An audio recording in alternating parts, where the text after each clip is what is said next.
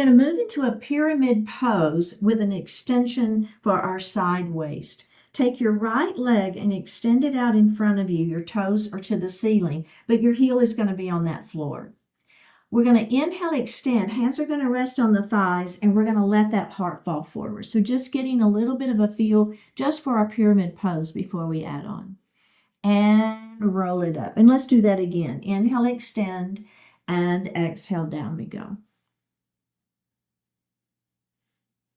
And roll it up. Let's go ahead and do the other side before we do the add-on. So we're going to extend that other leg out in front of us. Heel is on the floor, toes to the ceiling. Inhale, extend, and exhale, we're going to look out. So in our pyramid pose, we try not to look down at our leg, but we try to look out beyond our toes.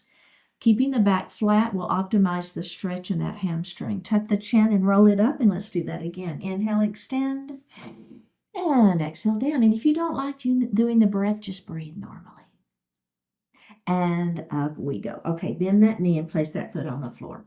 Now, the add-on here is we're going to be, so let's go ahead and extend that right leg out. So the knee that's bent, that's the arm that we're going to be using. Okay, so that's kind of an easy way for you to remember which hand needs to be doing the work.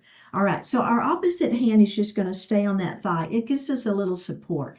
Inhale, we're going to extend that arm up. Now, as we exhale, I want you to try to touch the wall in front of you, but then we're going to bring it to the outer edge of that extended leg.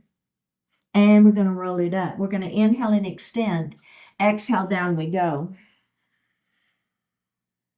Inhale, up we go. Exhale, down we go. Inhale, up we go. Now this one, as we exhale, when you finish your exhalation, let's just hold it for a couple of beats here. One more breath, and then up we go. All right, did that feel okay?